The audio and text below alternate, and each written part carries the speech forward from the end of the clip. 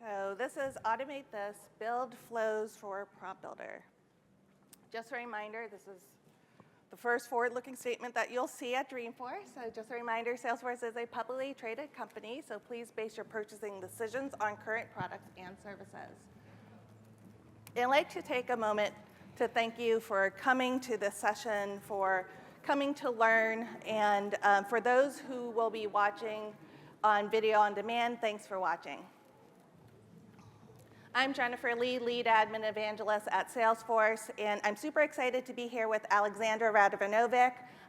Alex, like me, was previously a Salesforce customer, a Salesforce MVP, and she recently joined Salesforce as a product management director in the Flow team, and the two of us love Flow, so we're very excited to be able to bring this session to you. Now, this session was inspired by my Automate This series on the Salesforce Admin's YouTube channel. So I live stream monthly, Automate This. So if you haven't watched it, I highly encourage you to go to that short link that you see on the screen. What I do on Automate This is I feature trailblazers who solve real-world problems using automation. We talk about automation topics that are top of mind for admins. And the best part is that you can interact with fellow viewers and ask questions of the presenters live. So using the short link, you can get access to all our past episodes. And if you can't join live, you'll be able to access it video on demand afterwards. And you'll be able to sign up for upcoming live streams as well.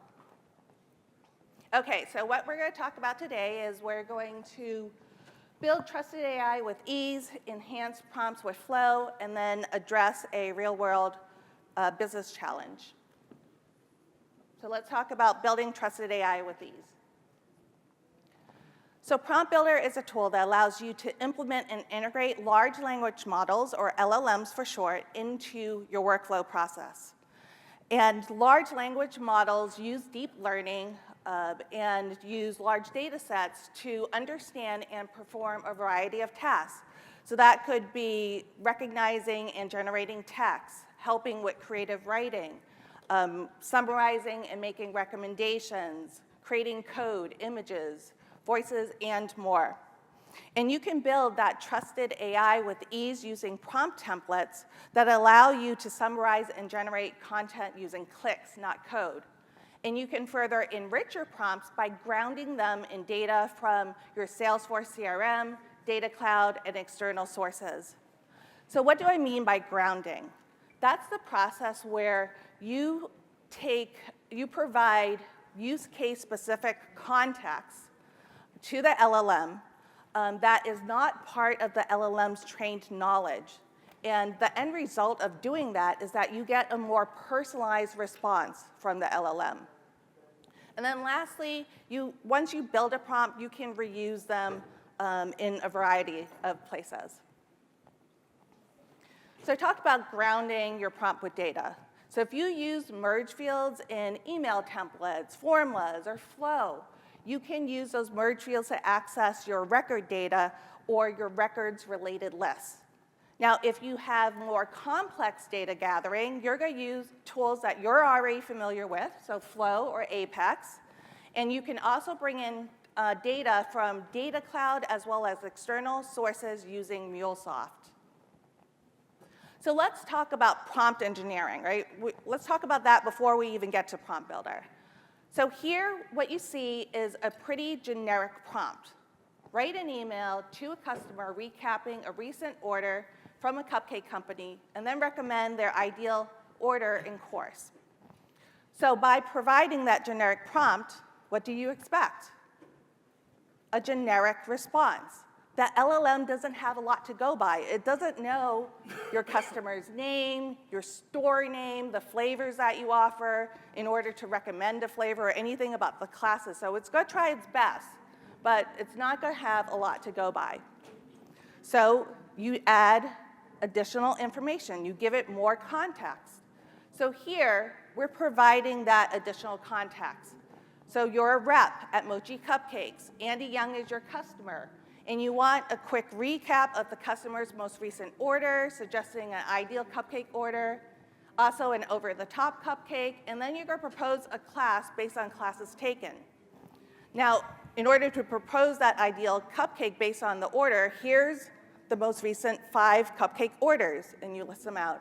And then recommend a class that's similar to something that Andy's already taken, and you provide that class. So you're giving it more context. So in response, you get a more personalized response from the LLM. Dear Andy, thank you for your continued support of Mochi Cupcakes. Here's a recap of your most recent order. And then based on that, we're going to suggest this ideal cupcake order, and then an over-the-top cupcake. And because we know you've enrolled in Cupcake Basics, we're now going to recommend this other course. Now, I do want to note for when you're doing prompt engineering that your first prompt that you put in is not going to be your final prompt. You're going to iterate through, right? You're going to test it out, see if that's the expected result. If not, you're going to tweak it.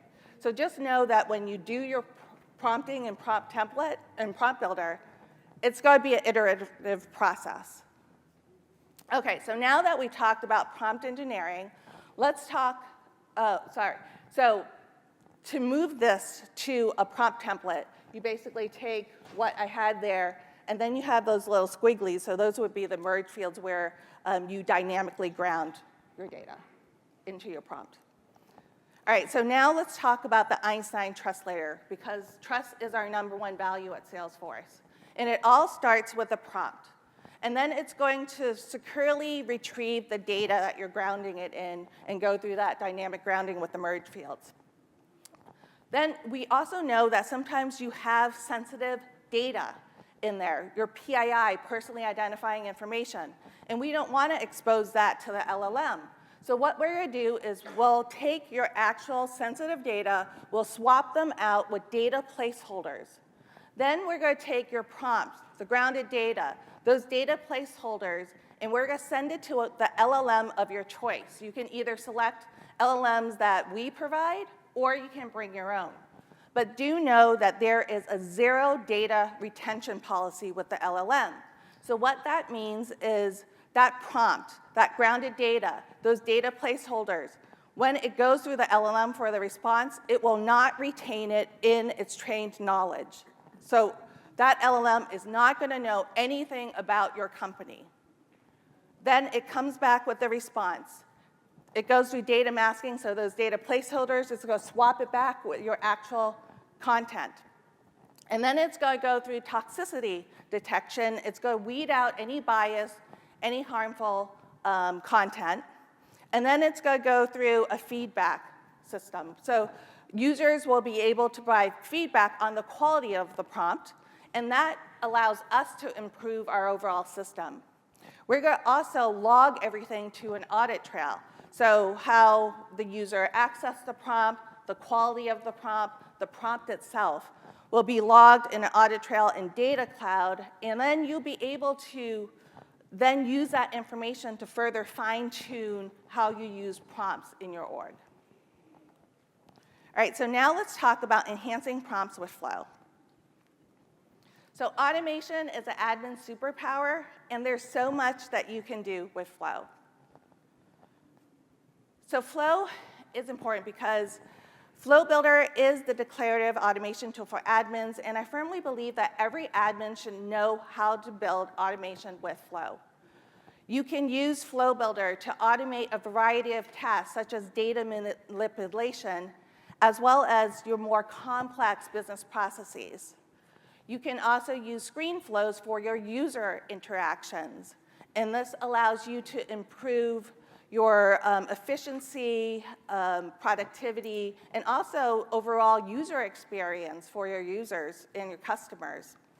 And then we already talked about using Flow Builder for that more complex data gathering to ground your prompt.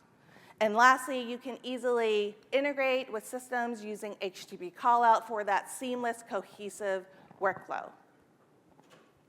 So here's our pretend use case. Mochi Cupcakes is an old school cupcake store, and they do their ordering over the phone. They don't have online.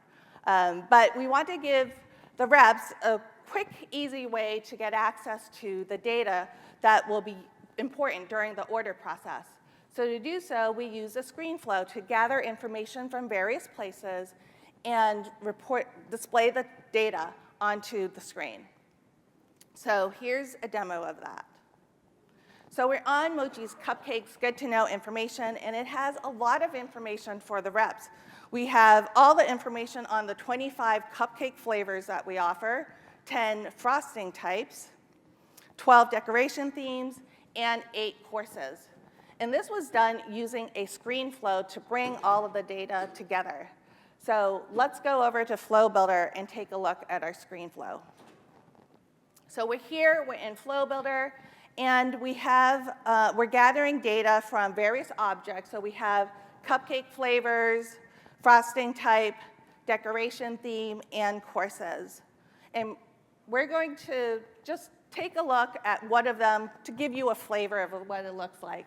So here we're gathering records from the cupcake flavor object, no filtering, we're sorting by type, and we're grabbing all the records.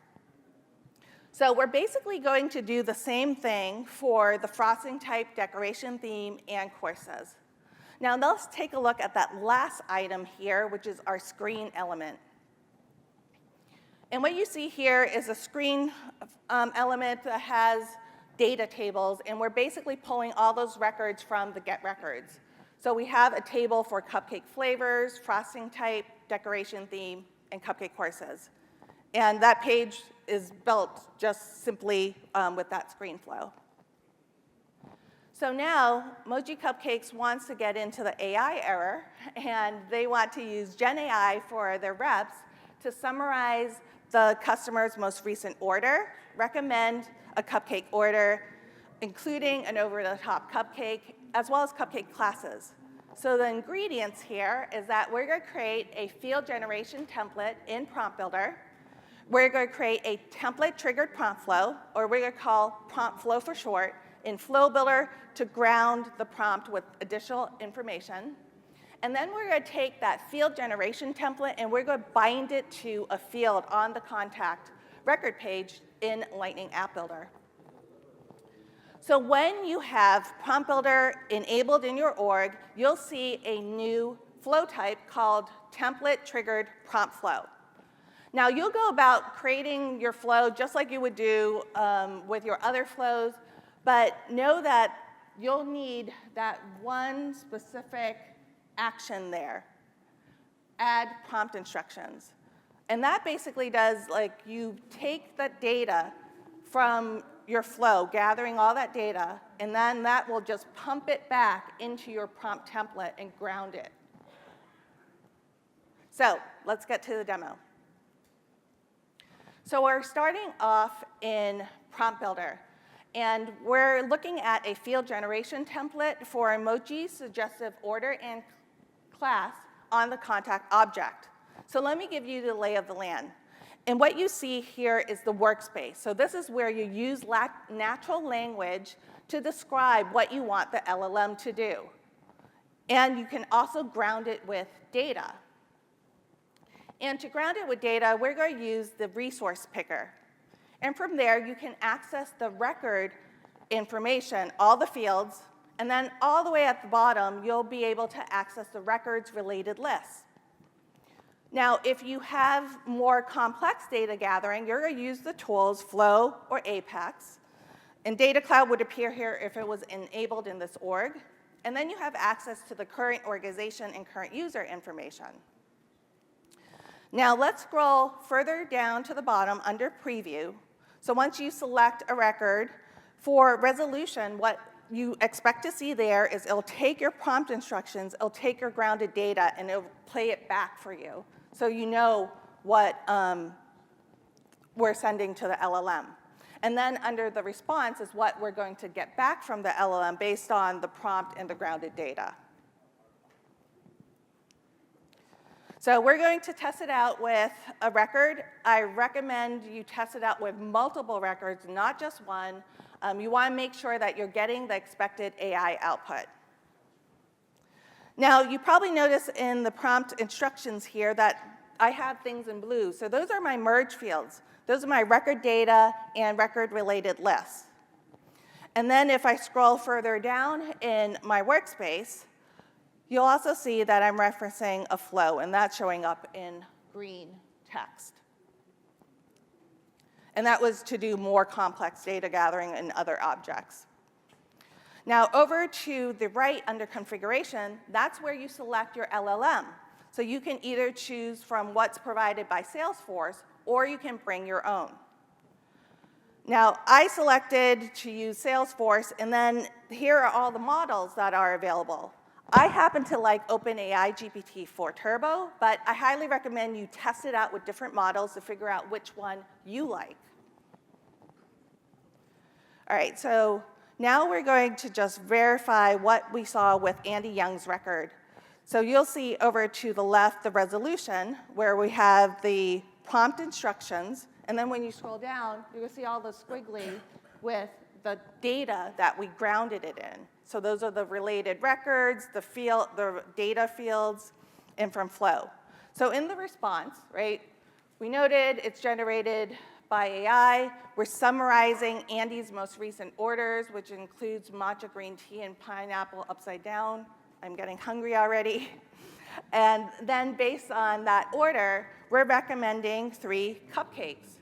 So we have here dark chocolate cupcake with chocolate ganache, chocolate shavings. We have a red velvet cupcake with cream cheese frosting, edible gold, and strawberry cupcake with strawberry frosting and fresh strawberries. Then we recommend an over-the-top cupcake as well. So that's a champagne and raspberry dream cupcake with raspberry white chocolate truffle frosting and edible gold. And then lastly, we know that Andy was enrolled in Cupcake Basics, so we're going to find him a different class to take. And then we're going to provide him information about that class.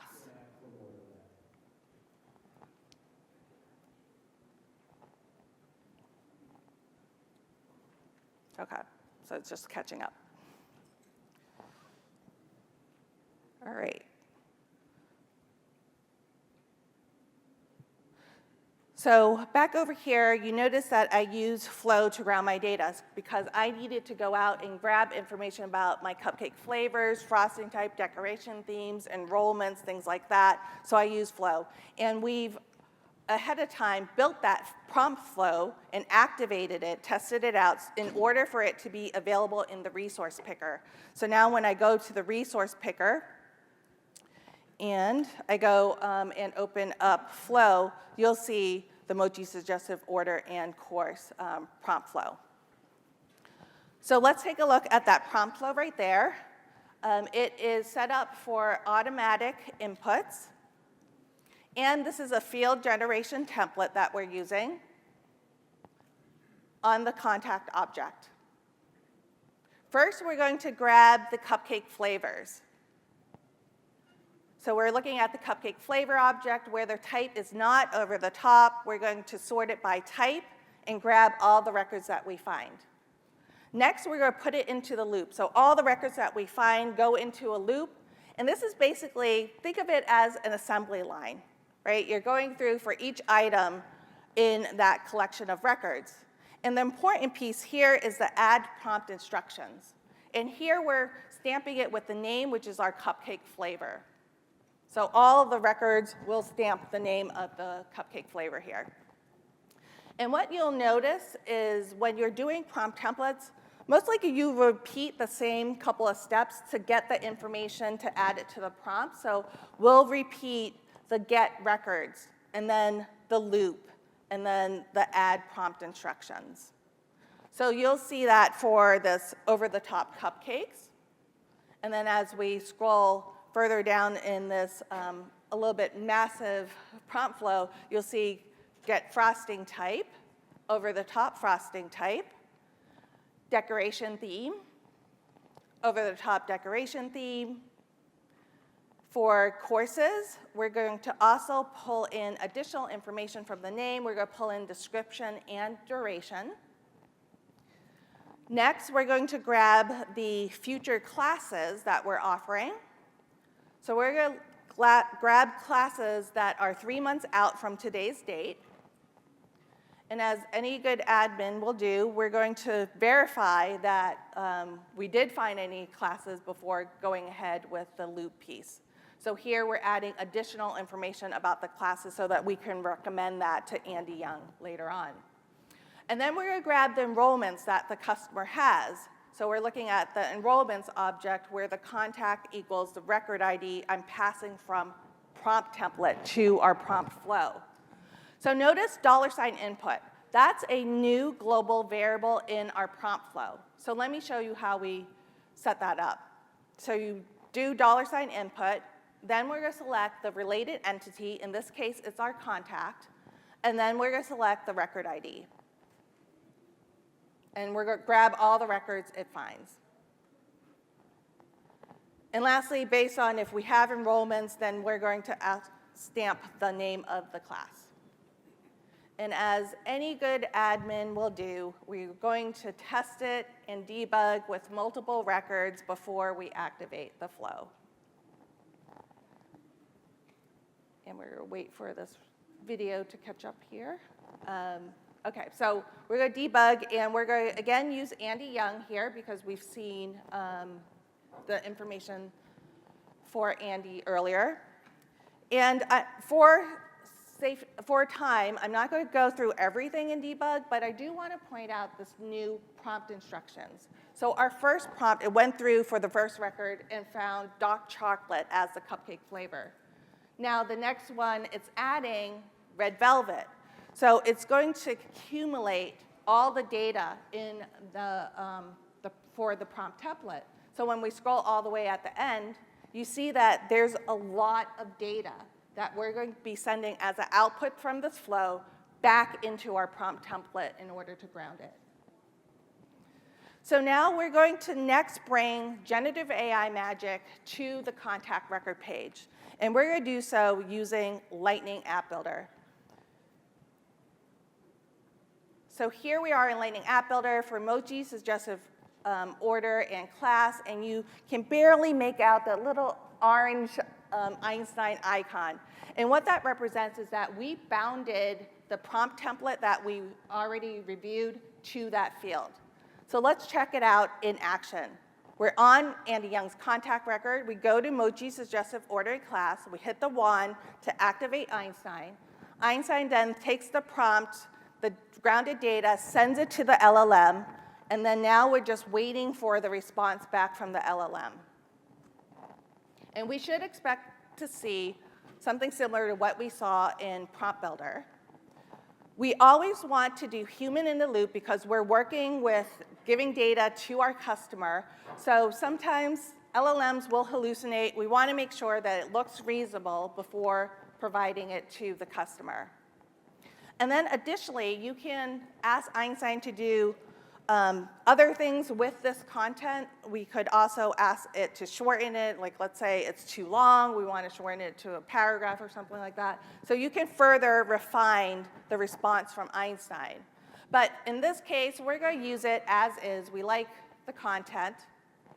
And then that populated the data in the field.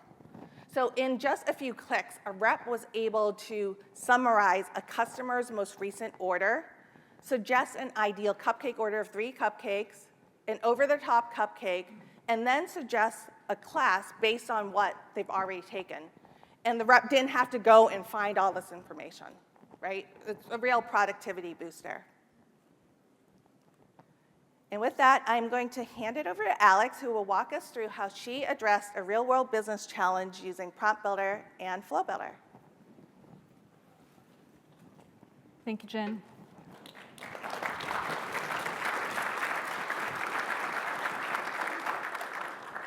So as Jen mentioned, I'm a director of product management at Salesforce, but I joined a month ago. And before that, I was in your shoes. I was working for a customer, designing and building solutions for the Salesforce org. And I'm going to talk about the use case that we solved before with power of the Prompt Builder and Flow. So let me paint a picture for you, and you can tell me if you can relate it to it. You come to Dreamforce Tuesday morning early. Before that, you had an issue with your Salesforce org or with any of the products that you use. So what do? You go and you open a case. And you do that only to come here and get a call call from the support rep just asking you to repeat all the information you already provided. Or you open a case, your case gets worked on, there is a progress, the new agent gets assigned to your case, and you have to repeat all the information, what you already said, what was the progress on the case. I see a lot of nodding. I think we can all relate to that. That is such a frustrating experience. So there are several problems here. First is you keep providing the redundant information. You provided it once. You expect support agent to know that. You are also an admin, right? So you have seen that on your side. Your customers are being frustrated with having to repeat information to your customer service. There is also incomplete data. You provided the data, but you didn't provide which you were not asked for. Or the agent does not have your full information, so you have to keep repeating it. There's also lack of consistency. Sometimes you have a better experience talking to your support agent than talking through the chat or exchanging emails, so you kind of don't want to engage with all the support channels that you have. And as a result, you have a slow and inefficient customer service. As a customer yourself, you are frustrated. As admin, you are frustrated because your customers and your support reps are frustrated, so you want to help them. And as a result, there is a low customer satisfaction on both sides. So what we can do as admins, what I have done, what you guys can do after this, is you can provide an open case summary on the account. And how you can do that? I'm going to go through them and explain how you can do it, but let's focus first on what we want to achieve with this solution. Before we start building, we need to know what's the goal of our solution so we know if we can actually test and achieve what we wanted. The first one is enhanced efficiency. You want to have all the information in one place. You want your customer to provide information once, and then have that in the org, and that information can be updated, but definitely not repeated. You want to improve prioritization. You know that customer service is not always the one to be at fault if the customer service is not the best. Let's say you are selling multiple products. You have multiple customers. Multiple contacts under the same customer can open cases related to the different products. Maybe different contacts are opening different cases for the same product. So if you see, the complexity is raising exponentially. We want to solve that. We want to be able to provide information about all the open cases on the account, so your escalation manager can look and see, oh, this case has been opened the longest, or this case has the highest priority. You want to ensure consistency and accuracy. By providing the summary of all open cases on the account, your support agent can come to the case in the middle of the case and see the same information that the agent before them had. So they can engage with customer having the full insight of what has been happening on the case. You are also providing real-time information because our data lives in Salesforce, and Salesforce is pulling all this information, so you have everything in one place as it's being updated. It's also helping with the improved decision-making. It's improving the option for agents to see the case, make a decision, maybe escalate that to somebody else. And as a result, we want to achieve improved customer satisfaction. For us as admins, we also want to make sure that the solution that we have is easily customizable, scalable, and easily maintainable. And as anything we have done with Flow, you have to build a solution that's scalable, and you can extend that approach to the prompt builder as well. So let's go step by step through the process of what we're going to do. The first one is we want to define the business process. I know we always just want to go into Flow Builder and click Build Flow and click to build prompt templates. But before we do that, we need to define what we want to do. So we just outlined it. We want to be able to look at the account and see the summary of all open cases. In this case, we don't care about closed cases. They're not going to help our support agents. They might have a different use case. The second step is you want to prepare your data. I'm not going to go into details about this. There's a lot of Dreamforce sessions that are going to talk about your data, how to prepare it for AI, how to work with the data. But the bottom line is, if your data is incomplete, incorrect, or inconsistent, your output is not going to be high quality. So you have to work on preparing the data. This is not one step when you're building the solution. This is the ongoing process you have to have in your orgs. And as I mentioned, there's a lot of sessions here that you can attend that will help you with this approach. And then our favorite part. We go into the Flow Builder. And as Jen explained, we are building Flow here, not to run the automation itself, but to be able to provide the data that we will use in a prompt builder. So what we want to do in the flow, we want to get all the open cases. We want to check if there are any open cases. Why? Because we don't want to waste resources. We don't want to run the automation if there are no open cases. If there is no open cases, we're just going to display a message there is no open cases.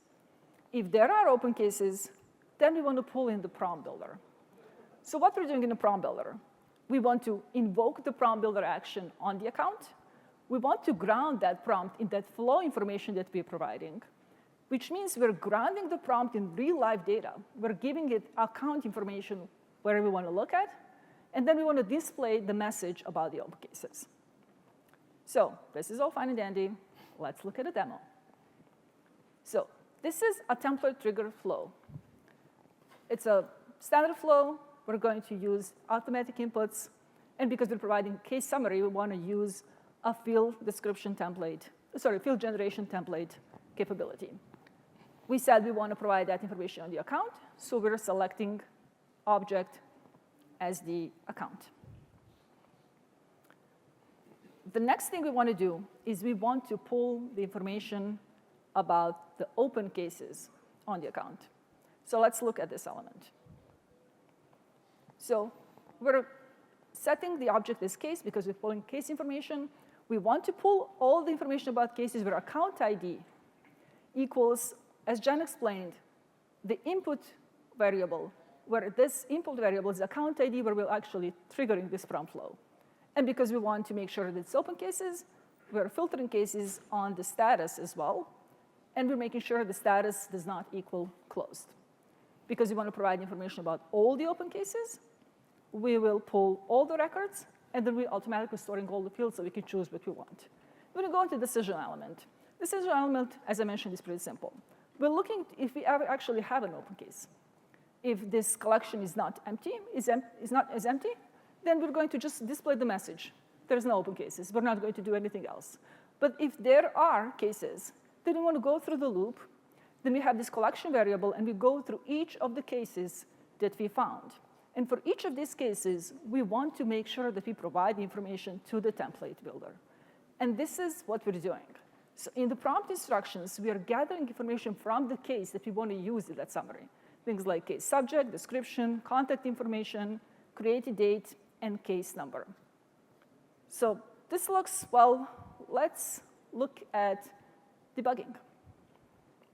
So how do we debug? We open the debug option. I always roll it up in a rollback mode. And then you provide an example of the record that you're going to run it. So in this case, we're using Edge Communications. So let's run it. Let's see what's happening. So this is our debug log. We see that our example is following the yes path.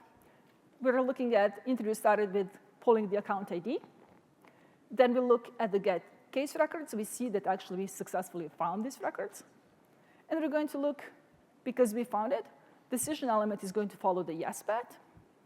And in the loop element, we can see that we actually have 4 cases. So for each of these 4 cases, we will follow this loop, meaning we will pull the information that we just had, and then we will assign it so we can use it in the prompt builder. So this is what assignment looks like. Has a description, case number, date when it's open, a subject, and a contact information. And because we have 4 cases, we're going through the loop. We're going to have 4 assignment elements that we can use at the end. So we're going through each of these. The information that they're providing is the same.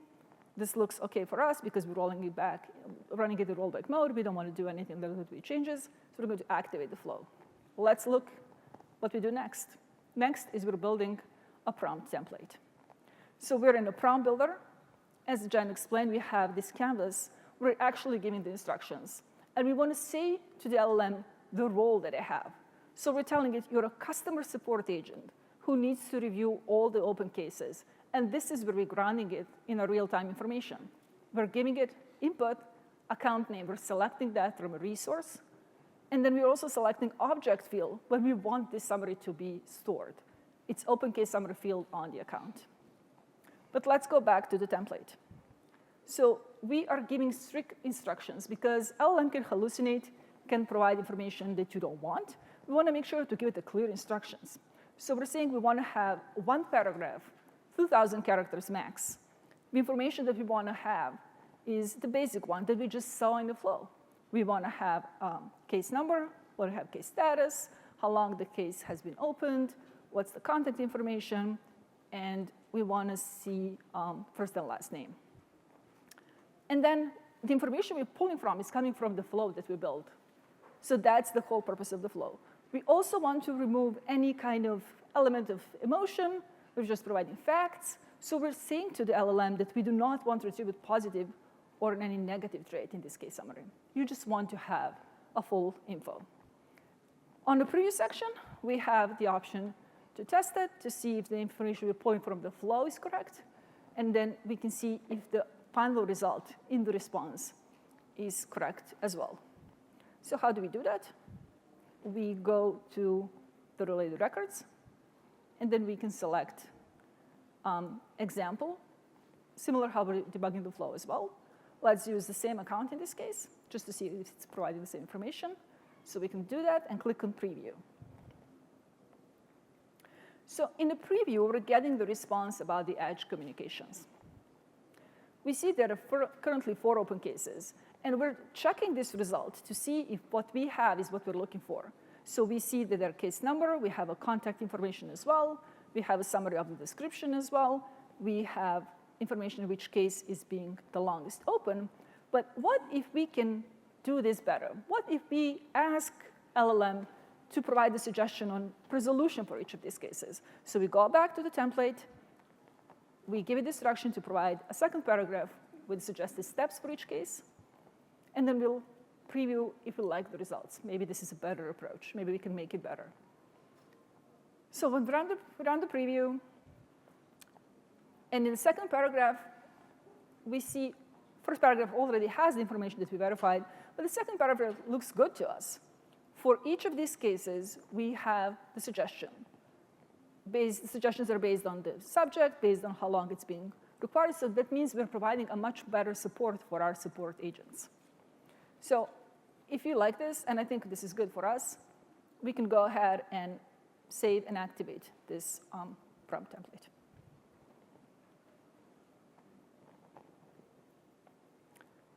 So let's activate it, and then let's see how we're going to use it. So if we look at the status of account today, this is how it looks like. In case to see the information about the case, the agent would have to go to the case-related list on the right side, click on View All.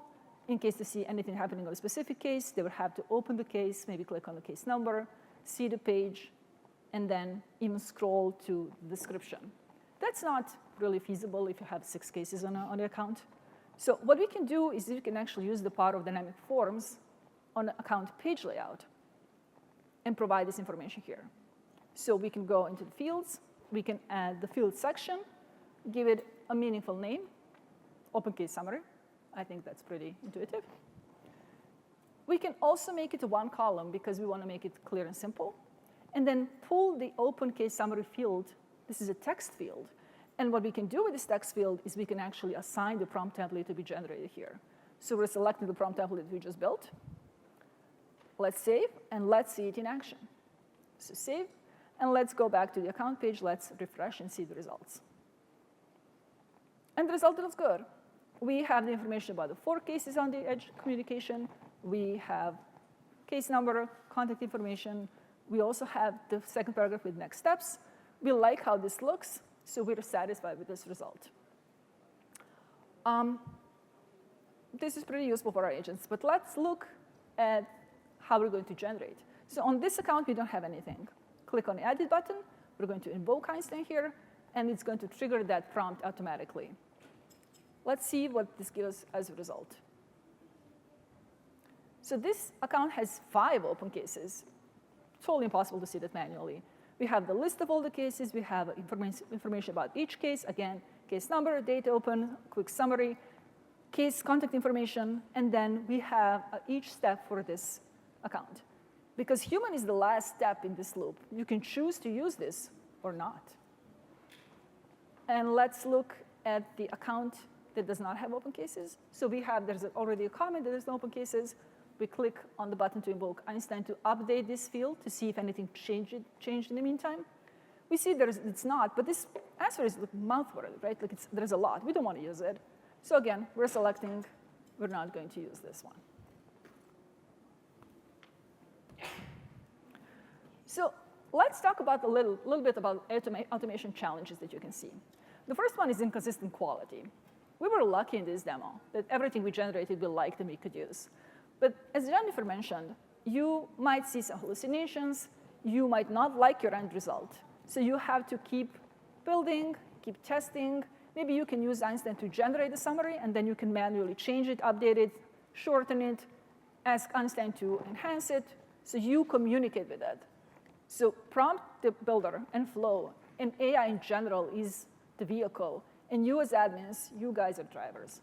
So you have to make sure that the end result is something that you actually approved. Because we see a lot of performance issues. Testing is really important. You want to test flow. You want to test prompt builder. You want to keep reiterating. As Jen mentioned, you have multiple LLM models. So you want to make sure that maybe there is a model that provides you with better answer. And that especially goes if you're using a custom one in your org, one that you can actually influence. And the last one, and we're going to talk about this in Dreamforce a lot, is user adoption. There are two problems with user adoption. First one is your support agent might not see the benefit of this. They haven't been in this situation. They prefer to see it themselves. They don't really rely on LLM. The second one is a fear that this tool might replace them, which is not the case. So as admins, your role is to document these processes in details and to do training and show your agents how they can leverage this tool to actually enhance their own work.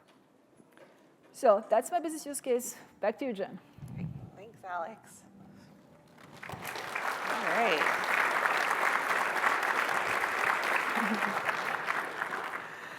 Okay, so just want to wrap up with some resources. Since I work in the admin relations team, we develop content for you admins. The QR code and the short link all go to the same page that has lists of all the resources that we cover in this session. So I'm going to give a quick moment for everyone to take a picture of that. The PDF of this presentation will also be available in Agenda Builder later. So if you're interested in learning more about Prompt Builder, we did a 4-part video series with Ella Marks and Josh Burke from our team, so check that out. We also have 2 blogs on our website, Ultimate Guide to Prompt Builder, as well as Mastering Prompt Templates with Flow Tools. And last month, I did a Automate This session with Eric Mall, who is a customer, and he showed how he used Prompt Builder and Flow Builder to automate data creation. So check out that video. We also featured Joshua Snizer, who is the product manager for Prompt Builder, and he shared his near-term roadmap as well as answered questions. So check out that video on demand. And next month, I'll come back live in October 23rd. With Becca Dente and Mike Barnes, and we're going to talk about how to optimize your user notifications with Flow Builder. If you're able to join live, highly recommend doing so, but if you're not, you can use that short URL to go to the video afterwards. And I also want to give a shout out to my other YouTube series called How I Solved It, and in this series, we focus on a business problem and how one awesome admin chose to solve it. And speaking of that, we have 2 sessions at Dreamforce about how I solved it. We're going to focus on how these 2 admins have the same business challenge and how they designed their solution. So today, downstairs in the admin theater at 3, and then tomorrow morning at 9. And if you like listening to podcasts, recommend listening to the Salesforce Admins podcast, hosted by Mike Gerholt, and he drops a new pod every Thursday. And with that, thank you for attending. I do want to, thank you. I do want to give a shout out to providing feedback. Because this is an 8:30 session, your chances of getting that Starbucks card are high because it goes to the first 4,000 attendees at Dreamforce. So take a moment to provide us feedback. We do take it personally. It helps shape content for future events. Thanks again, everyone. Have a great rest of your Dreamforce.